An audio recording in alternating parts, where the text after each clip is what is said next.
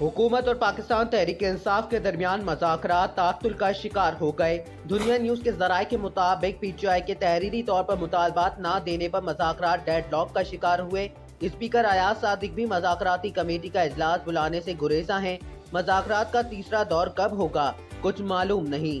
PTI रहनुमा असद कैसर ने कहा कि मीटिंग में होने वाली हमारी बातों को ही तहरीरी मुतालबात समझा जाए। असद कैसर ने कहा कि किसी सूरत मज़ाकराती अमल को नुकसान नहीं पहुँचाना चाहते।